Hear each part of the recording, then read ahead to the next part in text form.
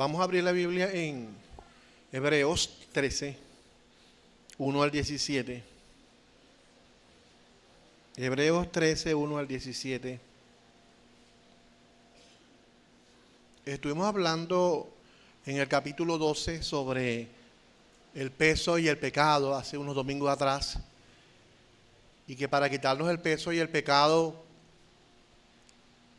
viene la disciplina de Dios. Dios nos disciplina para que participemos de su santidad. Luego, en el siguiente capítulo hablamos, o en el mismo capítulo, hablamos a partir del verso 14 en adelante, seguir la paz con todos, la santidad sin la cual nadie verá al Señor. También hablábamos de la santidad en el camino de la fe, en esa santidad, y hablábamos de que nosotros somos santos, por lo tanto veremos al Señor. Lo expliqué la vez pasada, ¿no? Lo expliqué la vez pasada. El capítulo 13, en el capítulo 13 continúa el tema de la santidad. Y es un capítulo que termina como con, vamos a decir, con broche de oro, ¿no? Porque nos lleva a la práctica. O sea, la santidad es práctica. Hemos visto que la gente ve la santidad como tener una aureola, como eliminar luz, como tumbar gente, como soplar y que la gente reciba algo. Y la gente ha malentendido la santidad y el enfoque de la santidad.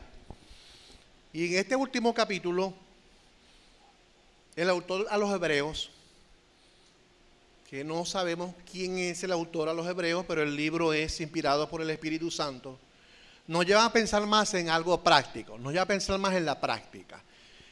Y vamos a estudiar entonces del verso 1 al verso 17. Y el tema es la vida práctica en la verdadera santidad de los creyentes centrados en la doctrina de Cristo.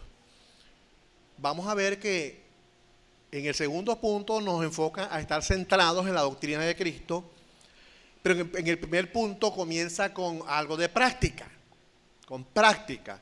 Luego nos centra en la doctrina y termina con una conclusión. Entonces, vamos a hacer algo práctico para nuestro aprendizaje. Este grupo, esta hilera la vamos a llamar instrucciones. Instrucciones. ¿Saben cómo se llaman ustedes? ¿Cómo se llaman ustedes? Instrucciones. La hilera del centro la vamos a llamar contrastes. Contrastes. Ustedes se llaman contrastes. Contrastes. Y la otra hilera de mi lado derecho la vamos a llamar mandato. Mandato. Mandato. Entonces la de aquí le llamamos instrucciones, la de aquí contraste y la de aquí mandato. Y la del centro la vamos a llamar práctica. Esta se llama práctica, esta se llama instrucciones, esta se llama contraste y esta se llama mandato. Y esas cuatro cosas las vamos a ver hoy. Específicamente el mensaje central se enfoca en la práctica, en lo que es la práctica. ¿Qué pasaba en este libro? El libro de los Hebreos está dirigido a tres grupos. Yo voy a resaltar dos. Los creyentes en Cristo, los no creyentes que tenían conocimiento de los hechos de Cristo, pero no habían recibido a Cristo. Vamos a hablar de esos dos grupos, porque en el libro de los Hebreos trata esos dos grupos. Los creyentes en Cristo, que habían recibido a Cristo y tenían conocimiento, pero también habla de los que no eran creyentes, pero tenían conocimiento de Cristo. Así hay en la iglesia. En la iglesia hay personas que han recibido a Cristo y tienen conocimiento. Pero hay personas que tienen conocimiento, pero no han recibido a Cristo. Hay personas que hablan de la Biblia con naturalidad. Hay personas que saben mucho las Escrituras. Hay personas que saben la palabra aún más que los mismos que han recibido a Cristo. Pero ellos, aunque tienen conocimientos, no han recibido al Señor. No han recibido al Señor en su corazón. Entonces, estos dos grupos se presentan en el libro de los Hebreos y eran los cristianos y los judaizantes. Los judaizantes llegaron a la iglesia cristiana y estos judaizantes dicen que no habían recibido a Cristo, pero tenían conocimiento de los hechos de Cristo y estaban en la iglesia.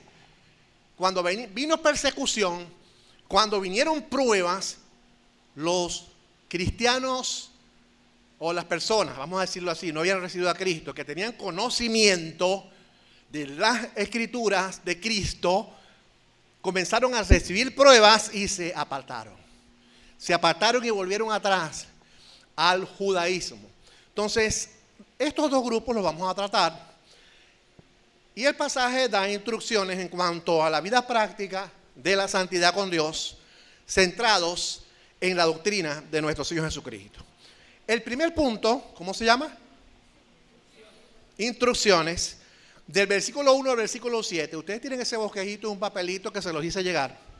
Del 1 al 7 nos encontramos con esas instrucciones para que los cristianos muestren una vida práctica como la verdadera santidad. Si la verdadera santidad es práctica. Entonces, si ustedes se ponen a ver este último capítulo, en nada pareciera que se relaciona con todos los capítulos anteriores. Porque los capítulos anteriores hablan de un contraste entre judaísmo y cristianismo. Antiguo Testamento, Nuevo Testamento. Antiguo Pacto, Nuevo Pacto. Pero cuando llegamos al 13, el autor termina con deberes cristianos para hablar de lo que es la santidad. Deberes cristianos para hablar de lo que es la santidad. Entonces da instrucciones. Da ciertas instrucciones y ustedes se ponen a leer del 1 al 7 y habla una, otra y otra. ¿Sí? Habla cosas distintas, habla cosas variadas. Del 1 al 7 lo leemos y habla cosas distintas. Ubíquense. Verso 1. Permanezca el amor fraternal. Verso 1. Luego, no se olvidéis de la hospitalidad. Cambió el tema. Amor fraternal. Luego dice, no se olviden de la hospitalidad. Porque algunos sin saberlo hospedaron ángeles. Luego el 3, acuérdense de los presos. Acuérdense de los presos como si estuvieses presos con ellos. Y de los maltratados como también vosotros mismos estáis en el cuerpo. El 4, honroso sea el matrimonio y el lecho sin mancilla, porque a los fornicarios y a los adúlteros los juzgará Dios. Otra idea, metió el matrimonio. Luego dice, sean vuestras costumbres sin avaricia, contentos con lo que tenéis ahora. Porque Él dijo, no te desampararé, ni te dejaré. Ahora metió el dinero. Del matrimonio cambió al dinero. De la manera que podemos decir confiado, el Señor es mi ayudador, no temería lo que pueda hacer el hombre. Y al final menciona a los pastores del tiempo. Acordaos de vuestros pastores que hablaron la palabra de Dios. Considerad cuál haya sido el resultado de su conducta y imitad su fe. 7 versículos donde dan instrucciones y menciona una serie de cosas que la iglesia debe practicar en santidad. Cuando hablamos de santidad, a la iglesia se le viene a la mente es ayunar mucho, vigilar. Cuando hablamos de santidad, decimos el que ora más es más santo. Cuando hablamos de santidad, decimos el que sabe más de Biblia tiene más santidad. El que se congrega más tiene más santidad.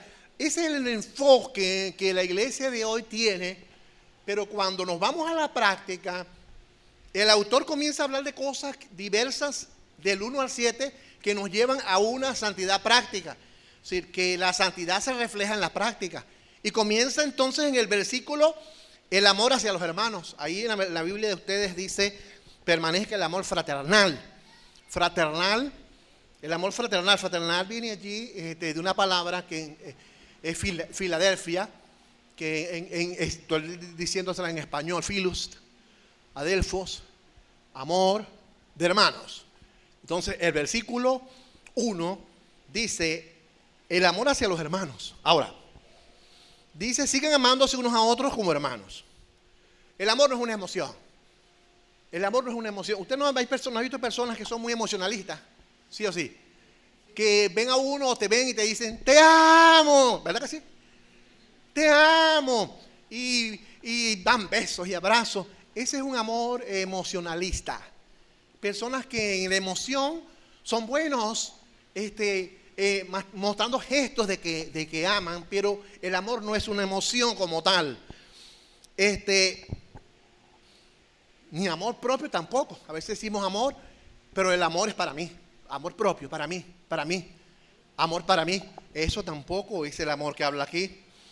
El amor es una acción de preocuparnos por los demás, suplir sus necesidades y ayudar a los demás. Vea, hay una realidad que vivimos como personas. Cuando hablamos del amor, nosotros somos muy atentos como cristianos cuando tenemos un familiar nuestro que tiene necesidad. ¿Qué hace usted? Cuando hay un familiar de usted que tiene una necesidad o tiene un problema o está enfermo, usted se preocupa por su familiar. Nosotros somos muy preocupados por nuestra familia. Y el amor familiar, ahí hablamos del amor filis, amor familiar. El amor familiar, nosotros somos desprendidos con nuestra familia. Pero el texto dice amar al hermano. La pregunta es, ¿usted es desprendido o nosotros somos desprendidos con el que no es mi familia, con el mismo amor que somos desprendidos con nuestra familia?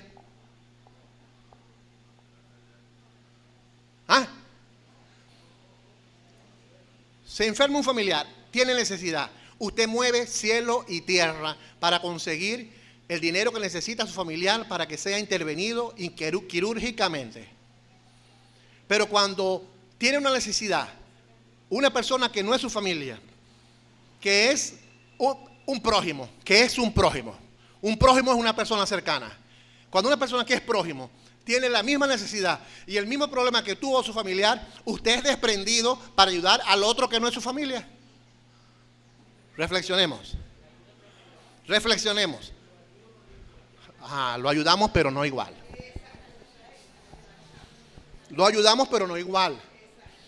Pero la Biblia dice, permanezca el amor fraternal.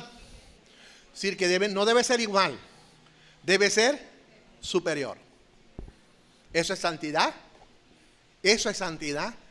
Que el amor, no su familia, todos amamos a nuestra familia y nos preocupamos por nuestros familiares.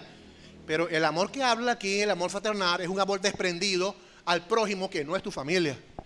Y a veces somos menos desprendidos con el prójimo que no es tu familia y somos más desprendidos con el prójimo que es familia tuya o que es nuestra familia. Y es la realidad y eso lo sabemos y la Biblia lo dice y se los enseño. Pero cuando vamos a practicar, no lo hacemos. Entonces la santidad es práctica. En el versículo 1 nos lleva a eso. En Romanos 12:10, en 1 Pedro 1:22 habla del amor fraternal. En 1 Pedro 1:22 habla de que el amor fraternal no debe ser fingido. Así que el amor fraternal puede ser fingido. Como les decía, una persona que te dice, te amo. Pero cuando tú das la espalda, te lanza liguita, para no decir otra cosa, ¿no? Entonces, ese es el amor que es disfrazado, el amor que no es sincero. Mayormente hay personas que pueden mostrar amor que no es sincero.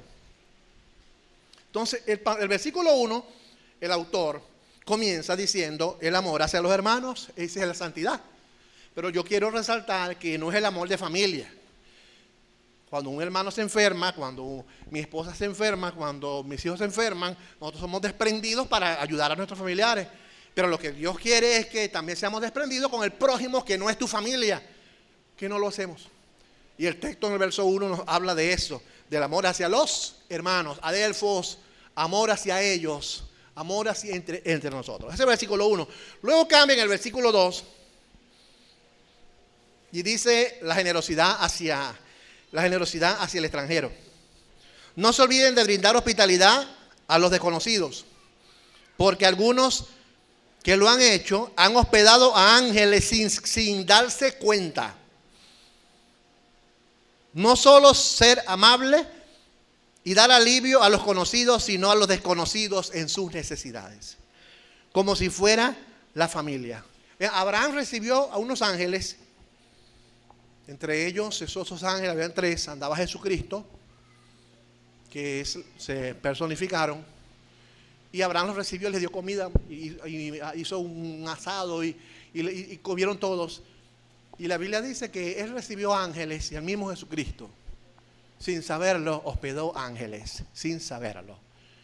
Él no andaba preguntando, dame el currículo, ¿de dónde viene? ¿De qué iglesia viene? Dame la carta, dame el número para llamar a tu pastor para ver si él es de allá de la iglesia aquella. O vamos a ver si es verdad, está necesitado de verdad. Muéstrame el récipe. ¿Verdad que nosotros mayormente hacemos eso, verdad? Muéstrame el récipe, para ver, muéstrame la herida si te operaron, quítate la franela para ver los puntos. Todo eso hacemos nosotros para ayudar a una persona. Dice que el amor generoso al extranjero implica al que no conoces, al desconocido. La pregunta es, así como nosotros ayudamos al que conocemos, ayudamos al que no conocemos, al extranjero. Algunos me dicen, pastor, es que es difícil hoy en día, porque hoy en día uno le llega a una persona y le pide, y uno le da, y cuando lo ve, está bebiendo con una botella de whisky o de ron por allá. O está fumando tabaco o está fumando algo. Lo que el texto dice es que nosotros seamos generosos en dar sin estar pensando en lo que la persona vaya a hacer con el dinero. Si la persona es responsable ante Dios después de lo que haga con el dinero. Lo que la Biblia dice que nosotros como cristianos debemos ser generosos, que eso es santidad. Que eso es santidad. Versículo 2. Lo de Abraham está en Génesis 18, 1 al 3 y con Lot en Génesis 19, 1 al 2, que hospedaron ángeles. Ahora, el mismo versículo 3 dice que hay que tener compasión con los que están en prisión. ¿Cómo es el trabajo nuestro en las cárceles? Nada, nosotros no visitamos cárceles. Y la Biblia dice que visitemos los presos y los atendamos como si estuviésemos presos con ellos. En las cárceles hay personas que son inocentes. Hay personas que son culpables. Pero muchas personas son inocentes porque caen injustamente. Mayormente quizá en nuestros tiempos, muchas personas inocentes están presas. Y ahí es donde debe estar presente la iglesia, porque esa es la verdadera santidad. Sentir a aquellos que sienten los maltratados, sentir a aquellos que están en prisión. Pero en el versículo 4, yo no habla del sentir por los demás, sino habla del sentir en cuanto al matrimonio. Y el versículo 4 dice: honroso sea en todos el matrimonio. Ayer lo mencioné, honroso sea en todos el matrimonio. El matrimonio dice algo de respeto. Aquí es donde aparece la palabra matrimonio como tal. La palabra matrimonio, que vemos que habla de una unidad y menciona la matriz. Por eso que el matrimonio entre un hombre y un hombre es antibíblico, porque cuando la palabra matrimonio hace referencia a matrix y hace referencia a la matriz, o sea que está involucrada una mujer con un hombre, y hay procreación, hay familia. No podemos decir que hay matriz en un hombre y un hombre, porque un hombre no va a procrear, podrá adoptar, pero eso es antibíblico, esa forma de familia. Por eso es que lo bíblico es el matrimonio, una mujer y un hombre. Honroso sea en todo el matrimonio y el lecho sin mancilla, porque a los fornicarios y a los adúlteros los juzgará Dios. Ya hablamos, eso lo hemos hablado bastante. La fornicación y adulterio es algo que la Biblia condena. La Biblia condena la fornicación, porque la fornicación es algo que es una unión. Yo les expliqué la otra vez con los líquidos. ¿Recuerdan? Usted une, una mujer y un hombre se unen y se fusionan. Están fusionados. Eso no se va a separar. Lo que Dios ha unido no lo separa el hombre. Igual que en el adulterio, un matrimonio, una pareja que decide adulterar siendo casado, se fusiona con otro y son tres. Es como que usted eche colita, chinoto y Coca-Cola, tres líquidos y los bate. ¿Los vuelve a separar? Nunca, ya se unieron. Entonces, la fornicación y el adulterio en la Biblia es condenado. En el versículo 4 vemos esa que dice que Dios juzgará las inmoralidades sexuales, Dios juzgará a los que cometen adulterio. Entonces, hay que valorar y respetar el matrimonio. Ahora, en el versículo 5 y 6, cambia otra vez la idea, hablando de santidad, la santidad práctica, porque es el tema que viene hablándonos en los pasajes anteriores, y habla del dinero. El dinero en el versículo 5 y 6. Sean vuestras costumbres sin avaricia. Sean vuestras costumbres sin avaricia. La otra versión dice, no amen el dinero, estén contentos con lo que tienen, pues Dios lo ha dicho. Estar contentos con lo que tenemos. Vean, si usted, con lo que usted tiene, esté contento, es lo que dice la Biblia. Usted tiene un rancho, esté contento. Usted tiene una casa de 2 pisos, esté contento. Usted tiene un sueldo de 130 bolívares, esté contento. Usted tiene un sueldo de 2.000 bolívares, esté contento. Si la Biblia dice estemos contentos con lo que tenemos, no quiere decir que usted no vaya a buscar más y trabajar, porque el que trabaja es el que no coma. Pero la Biblia nos enseña que debemos estar contentos con lo que tenemos ahora. Y ve lo que dice el versículo: nunca te dejaré y nunca te desampararé. Entonces nosotros nos preocupamos, nos afanamos por tener, ¿verdad? Y la Biblia dice estemos contentos con lo que tenemos. Seguimos en la última parte, dice el 7. Termina con otra idea, ¿no? Esta gente que está aquí en el versículo 7 dice: acordaos de vuestros pastores como los que hablaron la palabra de Dios, considerad cuál ha sido el resultado de su conducta e imitad su fe. Aquí está hablando de un recordatorio. ¿Cuál recordatorio? Habían pastores en este tiempo que habían muerto. Había persecución. Por causa de la persecución, algunos pastores habían muerto, pero habían sido ejemplares, íntegros. Y el autor a los Hebreos manda a recordar a esos pastores. Recuerden a esos pastores. Recuerden que había persecución. En medio de la persecución, muchos abandonaron, que tenían conocimientos, pero no tenían a Cristo. Y cuando vino la persecución, ellos huyeron y se apartaron de la reunión cristiana que tenían y volvieron al judaísmo y dijeron: no, en el judaísmo no están persiguiendo a los judaístas, están persiguiendo a los cristianos. Vámonos para nuestra iglesia anterior, vámonos para el judaísmo. Así que el libro de los Hebreos es un contraste entre lo que es el cristianismo y el judaísmo, porque el judaísmo se había mezclado con el cristianismo. Y esa es toda la historia de la iglesia. Un enfrentamiento entre judaístas con cristianos. Esa es la historia que vemos en el Nuevo Testamento. Entonces, del 1 al 7, Dios quiere que seamos prácticos. Eso es santidad. No vengas a decir: no, yo ando en santidad porque vengo un ayuno de 40 días. No, yo ando en santidad porque yo vigilo todas las noches. O no, yo ando en santidad porque yo me sé la Biblia de memoria. No, Señor. La santidad, si vives santidad, eres santo, como santo, ¿qué debemos hacer nosotros? Tener una vida práctica. Mayormente somos cultistas. ¿Me entiende la palabra cultistas, no? Somos más dominicales. Somos más dados al culto y por eso somos cristianos. Yo soy cristiano porque voy el domingo de 9 a 11:30 o 12. Ya yo soy cristiano por eso. Pero si vamos a la Biblia nos manda a ser más prácticos. El amor fraternal. Aquel hermano que no es tu familia, ayúdalo. La generosidad a los que no conoces. Vas por la calle, alguien te pide, no digas: no, va a comprar miche, va a comprar ron o va a comprar cigarro. No, sé desprendido, ayúdalo. Él dará cuenta a Dios si usa más lo que tú le das. Pero la Biblia nos manda a nosotros a ayudar al prójimo. Entonces, la generosidad al extranjero, a los que están en prisión, a los que están maltratados. ¿Saben qué es sentir cuando alguien está maltratado? Usted se corta un dedo y el cuerpo lo siente. Usted se pisa un dedo y el cuerpo lo siente. Y ese pisoteón del dedo le llega a la cabeza. Y usted se pisa el dedo y usted dice: gloria a Dios. Porque lo siente todo el cuerpo. ¿Qué dice la Biblia? Si alguien está siendo maltratado, somos un cuerpo en Cristo, la iglesia debe sentir el dolor igual que lo está sintiendo el que está padeciendo. Eso es santidad práctica. El matrimonio, respeto en el matrimonio en cuanto a la fidelidad, el amor al dinero. ¿Saben que la iglesia de hoy se ha desviado mucho en cuanto a ese amor al dinero? Hay 3 jefes que hacen daño a un ministro. 3 jefes que hacen daño a un ministro. ¿Cuáles son esas 3 jefes? Falda hace daño a una iglesia, un ministro, un pastor. Falda. La finanza. La finanza hace mal hoy en día a los líderes. La otra es la fama. Falda, finanza y fama. Hoy en día los pastores y los líderes de hoy y los pseudos que existen, ¿qué es lo que están buscando? Fama. Aplaudan al líder, aplaudan al pastor, aplaudan al pseudo X o al pseudo Y, aplaudan. Están buscando fama. Y los líderes no tienen que buscar fama. La fama es de Dios. Las finanzas, quieren tener finanzas, quieren tener los bolsillos llenos todo el tiempo.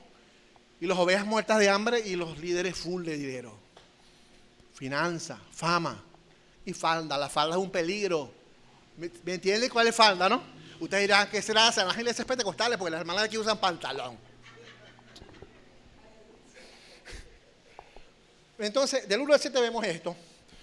Y este es el mensaje del 1 al 7. Pero llegamos al versículo 8 al 4. Vean, del 8 al 4 cambia la cosa. Por eso que la Biblia, cuando la estudiamos, tenemos que estudiarla con sentido. Con sentido en el aspecto de que el 1 al 7 es algo práctico. Pero luego encontramos del 8 al 14, ubiquémonos allí. Y habla del... ¿Cómo se llaman ustedes? ¿Cómo se llaman ustedes? Ah, bueno. Vamos a dar aquí instrucciones aquí. Vámonos para el contraste. El contraste entre la vida práctica de los cristianos en santidad y aquellos que rechazan a Cristo por seguir doctrinas diversas y extrañas. Aquí vemos un problemita. Ubíquense allí en el versículo 8 al 14. Los judíos no cristianos, con solo conocimiento, por causa de la persecución, decidieron volver al judaísmo. Sacrificando animales en el altar, ponían un altar, sacrificaban animales, tomando la sangre del animal y haciendo rituales de purificación y santificación, porque enseñando que la sangre los purificaba, la sangre del animal les daba purificación, lo externo, que lo externo purificaba, llevando las entrañas y otras partes del animal fuera del campamento para ser quemadas, y así ellos eran santificados. Eso era religión antiguo pacto. Hoy en día tenemos religión antiguo pacto metida en las iglesias. Tenemos en las iglesias personas buscando santidad con ritualismos y ceremonias dentro de los cultos cristianos y enseñando que eso lleva a la santidad cristiana. Y la santidad cristiana es Cristo, porque Cristo nos hace santos, centrados en Cristo. Sé santo porque yo soy santo y en Cristo somos santos. Somos apartados. Entonces leemos en el versículo 8. Ubíquense en el versículo 8. Jesucristo es el mismo ayer, hoy, por los siglos de los siglos. Jesucristo es el mismo ayer, hoy, por los siglos de los siglos. O sea, la doctrina de usted, la doctrina de Central, debe estar centrada ¿en quién? ¿En quién? En Cristo. Esa es nuestra doctrina. Ser cristocéntricos. Versículo 8. ¿Y qué dice el texto? Jesucristo es el mismo ayer, Antiguo Testamento, hoy y por los siglos de los siglos. La Biblia siempre ha resaltado a Cristo. Siempre ha resaltado a Cristo. Aunque habían prácticas ceremoniales y rituales en el Antiguo Testamento, todos esos rituales eran un símbolo, eran una figura que todos se iban agrupando y se iban resumiendo, y al llegar al fondo nos llevan a Cristo. Por eso es que la iglesia debe exaltar y debe ser cristocéntrica. Entonces vemos el cristianismo, nuestra sana doctrina, y el judaísmo, la falsa doctrina. Versículo 9. No se dejen cautivar por ideas nuevas y extrañas. Lo tienen ahí el versículo 9. Sígueme allí, por favor, para que vayamos aprendiendo. No se dejen llevar por doctrinas diversas y extrañas. Bien el contraste. Somos cristocéntricos. Cristo es el mismo ayer, hoy, por los siglos de los siglos. Y nos lleva a un contraste. No se dejen llevar por doctrinas extrañas y diversas. Vean las dos cosas. Aquí está haciendo una comparación de lo cristocéntrico con la diversidad. ¿Qué está llevando a las iglesias? ¿Qué están haciendo las iglesias hoy? Diversidad. La diversidad, escúchenme bien, anótenlo. La diversidad atrae gente. Repito, la diversidad atrae gente. Pero lo cristocéntrico no atrae gente. Es cierto. Si hacemos diversidad, si creamos variedad, si hacemos muchas cosas antiguo testamentarias y prácticas para atraer gente, las atraemos. Las atraemos. Pero lo que queremos es que ustedes sean cristocéntricos, que sean centrados en Cristo, que aprendan de la Biblia y que no caigamos en el judaísmo y en doctrinas diversas y extrañas. Este es un primer contraste. Segundo contraste, vemos, lo leo, porque buena cosa es afirmar el corazón con la gracia. Y hay un contraste, no con viandas que nunca aprovechan a los que se han ocupado en ella. Aquí hay otro contraste. El otro contraste es la gracia de Cristo y llevándolo a la ley de Moisés. Mucha gente dice que por los alimentos que come es más santo, que la santidad está en la comida, que el comer animales inmundos te afecta a tu santidad. Y hay iglesias así, tenemos los adventistas y aún tenemos eso infiltrado en las iglesias cristianas, donde ciertas comidas no las comen porque afecta su santidad. Eso es externo, eso es vianda. Eso es algo de vianda. Iglesias practicando lo que es la santidad en cuanto a los alimentos. Ahora, por la parte de hoy en día en cuanto al cuidado del cuerpo, sí, ok, está bien. No comas mucha sangre, cuidado con la morcilla. Hay un debate ahí entre el cochino, si es malo y es bueno. Usted escucha que unos dicen que el cochino hace daño, pero otros dicen no, que no hace daño, que la mejor comida es el cochino. Bueno, no sé, yo como cochino, Entonces, hay un contraste entre la gracia y las viandas. Cuidado con las viandas. Es decir, cuando hablamos de vianda, estamos hablando de no depender de reglas sobre animales que nada sirve a quienes la siguen. Reglamentos, normativas, para hacernos más santos. Si tú vienes y no te pones un pantalón, eres más santa. Eso es santidad. Cuando cargas falda, vives más santidad.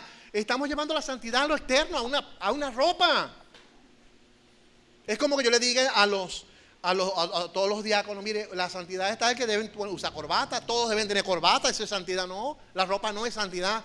Entonces tenemos hoy en día en las iglesias utilizando las vestimentas para influenciar santidad, y la santidad la da es Cristo. La santidad la da la relación con Cristo, tu relación con Dios, la lectura, la escritura, el orar a Dios. Esa santidad te la da es nuestro Señor Jesucristo. Entonces vemos el contraste de la gracia con la ley de Moisés. Ahora, habla del altar. ¿Qué dice del altar? Tenemos un altar. Ahí lo dice. Pasa que el libro de los Hebreos, metafóricamente, está resaltando el altar del Antiguo Testamento y lo lleva a Cristo. Y por eso dice, tenemos un altar de lo cual no tienen derecho a comer los que sirven en el tabernáculo. Y dice el 11, porque los cuerpos de ellos, o los cuerpos de aquellos animales, cuya sangre a causa del pecado fue introducida en el santuario. Esa es la otra parte. Entonces, de nada sirve, dice aquí que, es decir, el altar no, lo que está diciendo, vamos a explicarlo mejor. Tenemos un altar el cual no tienen derecho de comer los que sirven en el tabernáculo. Vean, los que participan del ritualismo judaístas no habían sido santificados. ¿Por qué no habían sido santificados? Dice el texto. Porque no habían recibido a Cristo. Aquí está lo que les he ido explicando. No habían recibido al Señor. Ellos tenían un tremendo conocimiento de Cristo. Conocían que todas las verdades de lo que Cristo hizo. Y estaban dentro de la iglesia, pero no habían recibido al Señor. Cuando vino la persecución, se fueron al judaísmo. Y entonces dice, hay un altar de que no tienen derecho a comer los que todavía no han sido santificados. Tienen que recibir a Cristo para recibir las bendiciones de ese altar. Entonces, ese es el versículo 10, ese contraste entre los dos altares. Ahora, seguimos con el contraste. Versículos 12 y el 11 y 12.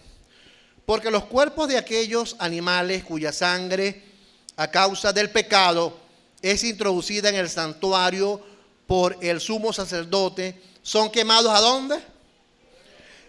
Ellos agarraban un animal, ellos sacrificaban el animal, y dice que los desechos, lo que es toda la tripa, todo lo que es lo interno del animal, lo sacaban fuera del campamento y lo quemaban afuera del campamento. Y esto lo contrasta con Cristo. En el versículo 12 dice, por lo cual también Jesús, ahí está, Jesús, se menciona el nombre de Jesús porque el autor de los Hebreos quiere resaltar a Jesús por encima de cualquier práctica ceremonial o cualquier rito en las iglesias, cualquier ritualismo. Entonces dice, por lo cual Jesús, para santificar al pueblo mediante su propia sangre, padeció ¿dónde? Padeció fuera del campamento. Cristo sale fuera del campamento, Cristo es crucificado fuera del campamento y Cristo es quemado fuera del campamento, es decir, Cristo muere fuera del campamento. Dice la Biblia, para santificarnos a nosotros. Entonces, comparando, ¿qué te santifica a ti? El ritualismo de sacrificar animales, el ritualismo de hacer prácticas del Antiguo Testamento, el ritualismo de cumplir con reglas antiguo testamentarias, o dice el texto claramente que el que nos santifica es el que fue sacrificado fuera del altar, y el que fue sacrificado fuera del altar es nuestro Señor Jesucristo. Por eso es que la iglesia debe ser cristocéntrica. El mensaje de salvación es Cristo, el mensaje de santificación es Cristo, el mensaje de vida eterna es Cristo, el mensaje que nos lleva al cielo es Cristo y más nada. Y por eso es que el autor quiere hacer este contraste para enseñar a los judaizantes que estaban equivocados. Y hoy en día hay muchos cristianos que están equivocados, están mezclando judaísmo con cristianismo en las iglesias, están mezclando leyes y normas en las iglesias con las leyes de Cristo, y tienen una ensalada dentro de la iglesia y no se está predicando a Cristo como debería ser. Sacrificio de Cristo en el 12, sacrificio de animales en el 11. Ese es el contraste. Y concluimos entonces al final del versículo 13 y 14. Ubíquense allí. Sigamos pues a Él. ¿Quién es Él? Fuera de Él, llevando sus vituperios. No dice sigan los animales, los sacrificios, los rituales, el judaísmo, el formalismo de la gente, la religión. Sigamos a Cristo. O sea, el texto está resaltando a Cristo sobre todas las cosas y llevando sus vituperios. Porque no tenemos aquí una ciudad permanente, sino buscamos la porvenir. ¿Cuál es la porvenir? Aquí vemos un contraste, lo prediqué el domingo pasado. Ahora hay un contraste igualito, un contraste entre lo terrenal y lo celestial. Hay un contraste. Por eso es que del versículo, habla del versículo que les mencioné, versículo 8 al 14, muestra un contraste. Por eso el papelito de ustedes dice contraste. Contraste entre una iglesia centrada en Cristo y contraste de un grupo que está centrado en prácticas ceremoniales del Antiguo Testamento, judaísmo, reglas, normas superficiales, normas externas, con una iglesia que es cristocéntrica. Entonces ese es el contraste que están mostrando, y ahora muestra el contraste de lo terrenal y lo celestial. ¿No vemos nosotros dentro de las iglesias el afán por lo terrenal? Predicando el reino dentro de las iglesias, sí, es cierto. Usted al recibir a Cristo, usted pertenece al reino de Dios, y si usted muere, usted va para el reino de los cielos, el reino de las moradas celestiales. Pero nuestro enfoque no debe ser lo terrenal. Mi enfoque no debe ser decirte, recibe a Cristo como tu Salvador, porque recibir a Cristo te va a dar prosperidad material. No puedo enseñar eso, porque no es una ley. Hay personas que nacieron o nacimos para vivir de bajos recursos, para vivir de lo necesario, y así vamos a morir, porque Dios lo establece así. No es una ley de que todo el mundo por ser cristiano va a ser rico y que el reino terrenal, las riquezas terrenales son nuestras. Eso es antibíblico. Entonces tenemos iglesias predicando materialismo, enfocados en lo material, líderes materialistas que quieren solo para ellos, iglesias materialistas que el enfoque es que los miembros den de su dinero para el bienestar de otros. Y nuestro enfoque, el enfoque bíblico, es que ustedes sean salvos. Mi enfoque no es decirles, les voy a declarar una prosperidad para sus vidas. No, mi enfoque es predicarles a Cristo para que ustedes reciban al Señor en su corazón, tengan vida eterna, y cuando venga Cristo seamos arrebatados y nos vayamos a las moradas celestiales a vivir con el Señor. Eso es lo que quiere Dios. Entonces, terminamos con el contraste. Vamos a la tercera parte, que se llama mandato.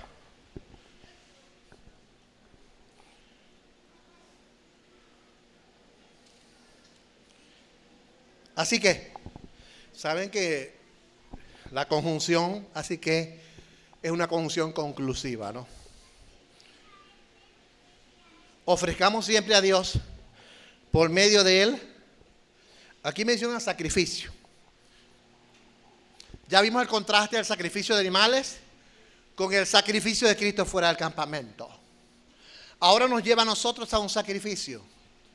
Y sigue con lo práctico. Práctico.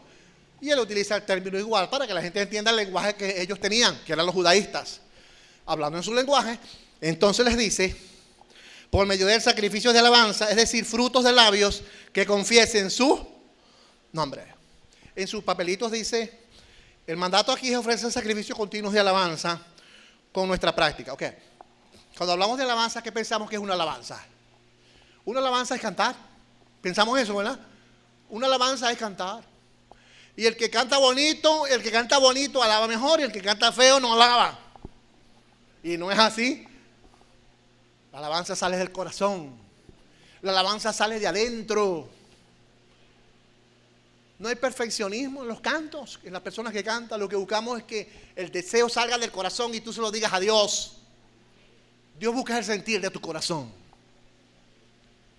Entonces, Él busca alabanza. Aquí menciona otra vez alabanza.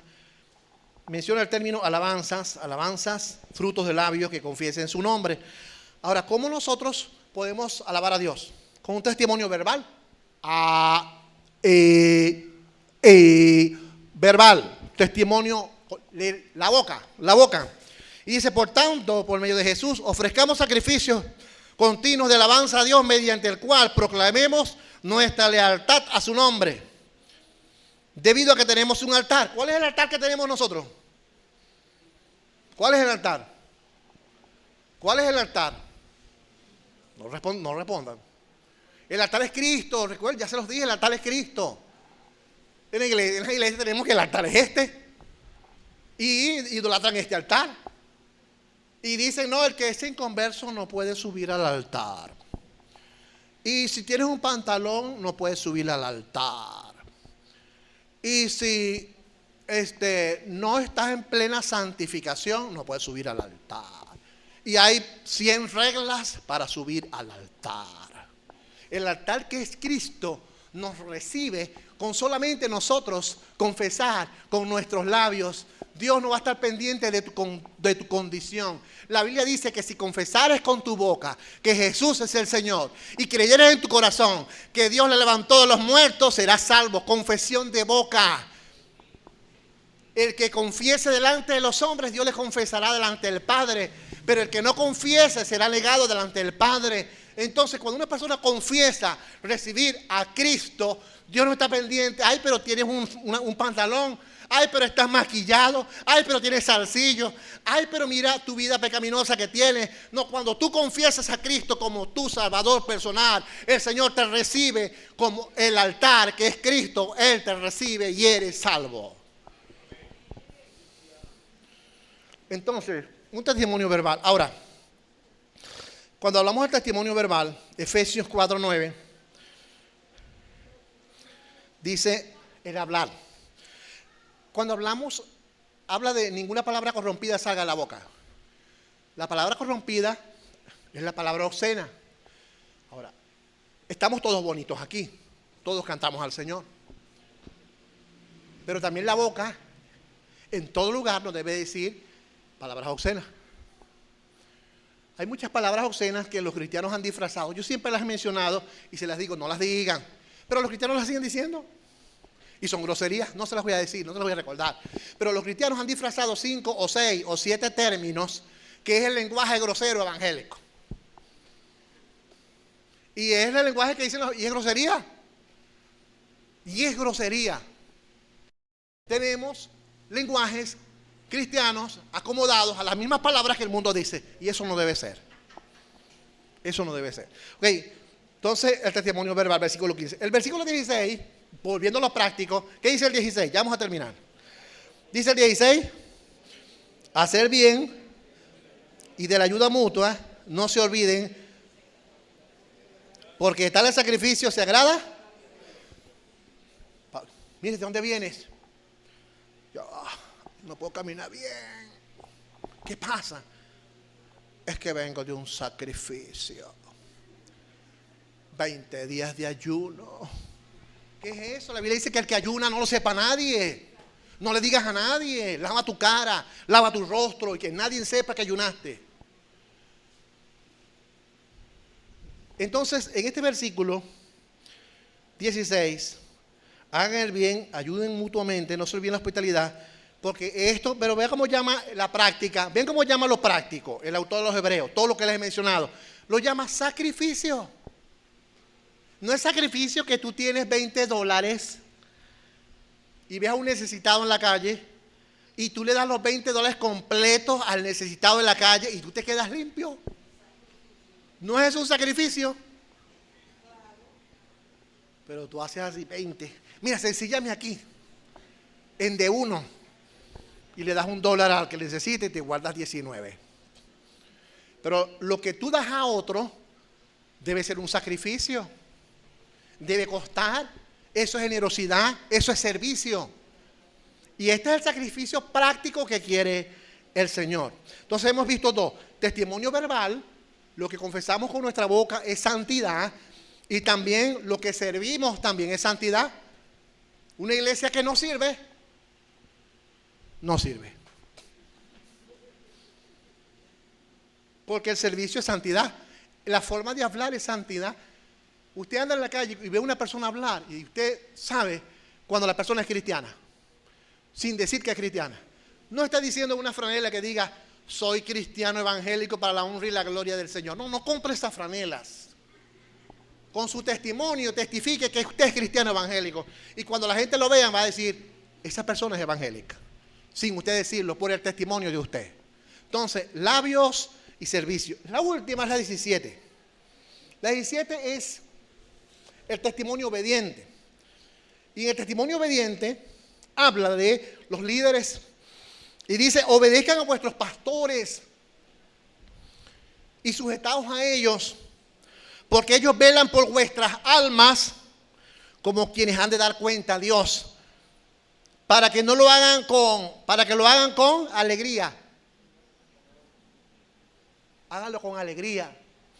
Y dice: no quejándose, bla, bla, bla, bla, bla. No quejándose, porque esto no es provechoso. Esto no es provechoso. Vean, el texto habla del testimonio obediente. El líder, los líderes, los pastores, Dios los ha puesto. Dios los ha puesto a liderizar. Y dice la Biblia que ellos, o sea, nosotros daremos cuenta a Dios. Siempre les he dicho, en el juicio de Dios, tribunal de Cristo, Dios no va a llamar al que se llamó apóstol o que se llamó profeta. Dios no va a llamar al que se llama evangelista. Dios va a llamar al que llamó como pastor, porque el pastorado es un llamado de Dios. Dios va a llamar al pastor para dar cuenta por todas las ovejas. Eso lo dice el texto. Y la Biblia le dice a la oveja: obedezcan a vuestros pastores y déjense guiar por ellos, porque ellos van a dar cuenta a Dios. Ahora, cuando nosotros leemos, es por nuestro propio bien obedecer a los líderes, sino por Dios. Cuando una persona no obedece a sus pastores, falta la palabra de Dios. Está faltando la palabra de Dios, pues la Biblia lo manda: obedece a tus pastores. Ellos van a dar cuenta a Dios. Si el pastor lo está haciendo mal, el Señor lo va a juzgar en el tribunal de Cristo y no va a tener recompensa, y Dios lo va a juzgar. Pero no es el hombre el que lo debe juzgar, es Dios. Y dice: obedece a los pastores, porque el hacerlo es mandato de Dios. Ahora, veamos este ejemplo. Esto es lo que llamamos en el seminario la teología, ¿no? La teología bíblica.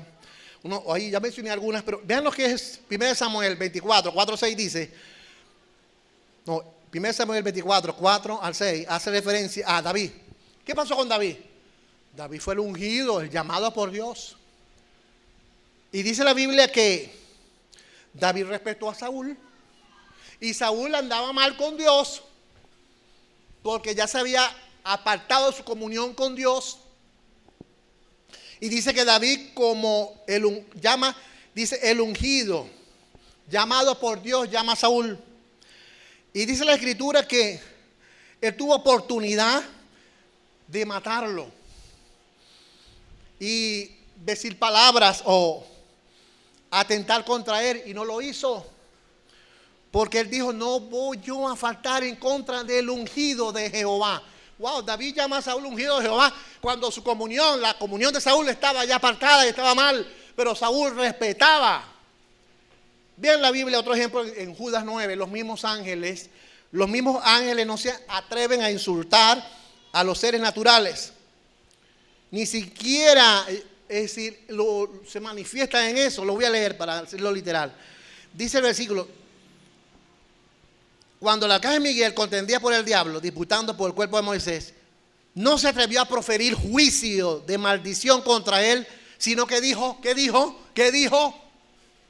Que el Señor te reprenda. El arcángel Miguel, cuando estaba Satanás queriendo el cuerpo de Moisés, el arcángel Miguel, aunque Satanás estaba alejado, apartado, rota su comunión con Dios, el arcángel Miguel dijo, un momento, este cuerpo no lo vas a tocar.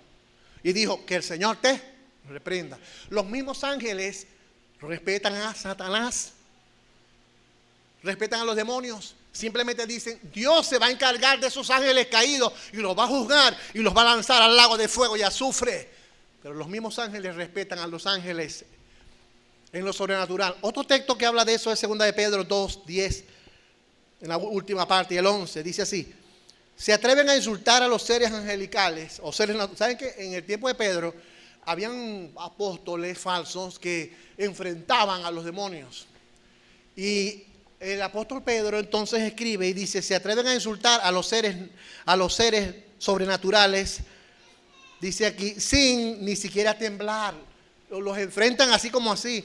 Y dice que aún los ángeles, que son de más rango que ellos, dice, los ángeles no se atreven, mayores en fuerza, no se atreven a presentar parte del Señor, ni cargos, ni blasfemar en contra de los seres sobrenaturales. O sea, hoy en día los humanos hablan con los demonios y le dicen, ¿qué haces ahí? Vete de aquí, fuera, bicho feo, fuera de aquí. Y hablan con los demonios así con naturalidad y los enfrentan y los ofenden, le dicen groserías a los demonios y los echan fuera. Dice la Biblia que los mismos ángeles no se atrevían a proferir juicios de maldición en contra de los ángeles, sino que respetaban a los seres sobrenaturales y decían que sea Dios que se encargue de ellos. Hoy en día tenemos esa guerra donde los humanos, cristianos humanos, están enfrentando a los demonios y le dicen palabras y les dicen como si fuésemos Dios. Que Dios se encargue de ellos. Ellos se rebelaron, un día Dios se va a encargar de ellos. Nosotros debemos encargarnos es a predicar a Cristo, salvar almas, discipularlas, instruirlas en la palabra de Dios para que crezcan en el Evangelio. Entonces, estas tres últimas cosas: testimonio verbal, testimonio servicial y testimonio de obediencia. Ser obediente. Esto también es santidad, esto también es alabar al Señor.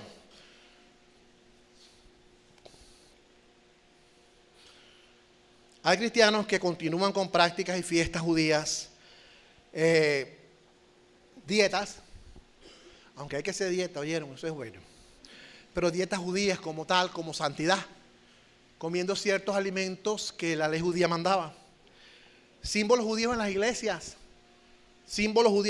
una idolatría a la Israel actual. Ya les prediqué la vez pasada, el Israel actual no es el pueblo de Dios, les prediqué, el pueblo de Dios es el Israel del Antiguo Testamento, y Dios va a tratar con un Israel de nuevo en la gran tribulación, donde van a ser escogidos, relacionados, salvados 144,000. Dios va a salvar un remanente, pero es en la gran tribulación, y va a ser el pueblo que va a participar en la iglesia. Les dije que ya no hay judío, ya no hay griego, ya no hay gentil, ya no hay judío. Dios de ambos pueblos hizo uno solo y es la iglesia. El pueblo de Dios hoy es la iglesia. Eso lo dije la vez pasada. Entonces vemos hoy en día estas prácticas metidas en las iglesias y lo que queremos es llevar a las iglesias a ser cristocéntricas. O sea, si una iglesia no le hablan de Cristo, no vaya a esa iglesia. Si en una iglesia no exaltan a Cristo, entonces la otra persona que esté en esa iglesia, váyase a esa iglesia. Porque el centro de una iglesia es Cristo. Y en las iglesias están hablando de dinero, en las iglesias están hablando de materialismo, en las iglesias están hablando de sociabilidad, de lo que es la parte humanismo. En las iglesias están hablando tantas cosas, están proliferando, decretando cosas humanas que nos hacemos hasta dioses en declarar cosas que no suceden y nos volvemos mentirosos. Ayer le decía a una persona, hablándole de la gordura, ¿no? Que si alguien va a una...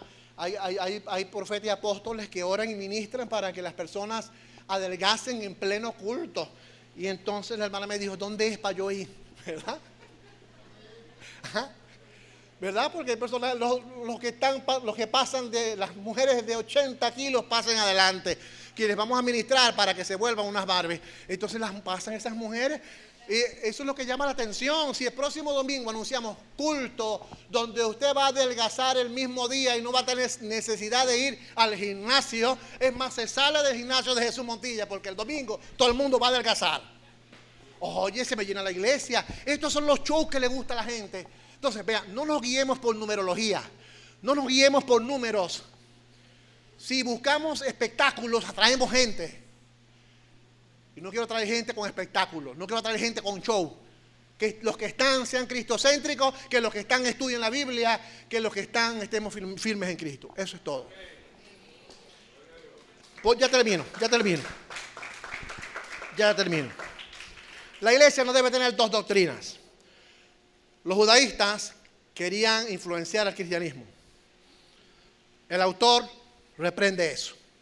Hoy en día, el cristianismo está siendo influenciado por judaísmo, no solo judaísmo, por otras falsas doctrinas, y hay variedad. Hay variedad y la iglesia dejó de ser cristocéntrica. Entonces, la iglesia no debe tener dos doctrinas. La cristocéntrica en la gracia según el nuevo pacto y la fetichista con prácticas del antiguo pacto. ¿Qué es fetichismo? El fetichismo es que algo que si usted lo pasa, que el que toque esto va a recibir bendición. Pase que el que toque el sudor del pastor va a recibir sanidad. Estoy sudado, pasen adelante, el que toque mi sudor recibirá sanidad. Van a empezar todos esos hermanos a correr a tocar mi sudor. Eso se llama fetichismo. Confiar en cosas externas, en objetos, en figuras que tienen poder. Criticamos a los católicos porque adoran imágenes y tenemos iglesias fetichistas que tienen sábanas, que tienen figuras antiguas testamentarias, judaístas, para que la gente las vea y las toque. Como el arca del pacto, iglesias que utilizan el arca del pacto y que el arca del pacto está con ellos. Eso es Antiguo Testamento. Nuestro arca del pacto de hoy en día se llama Jesucristo. Entonces, cuando esto sucede, hay que obedecer la sana doctrina cristocéntrica, hay que obedecer al líder, hay que obedecer al pastor o a sus pastores, hay que obedecerlos y no tratar de infiltrar judaísmo dentro de las iglesias o otras prácticas diversas. Hoy hay mucha diversidad en las iglesias. Entonces, las iglesias les gusta hoy en día actividades recreativas, actividades sociales, actividades movidas, porque eso es lo que le gusta a la gente. Ahora, hay que ver la condición cristocéntrica de cada persona. O la vida fiel a Dios, sin pecados ocultos en sus vidas. Bueno, terminé. Que Dios me los bendiga. Ahí tienen el papelito. Este es el mensaje de Hebreos 13. Que sea de edificación para nosotros. Santidad no es andar con una aureola. Santidad es lo práctico. Ve a alguien, ayúdelo. Eso es santidad. Santidad es lo práctico. En matrimonio, sea fiel. Eso es santidad. ¿Hay alguien preso? Visítelo. Eso es santidad. Alguien que usted no conoce, necesita, déle. Eso es santidad. Esa es la práctica que quiere el Señor en las iglesias. Amén.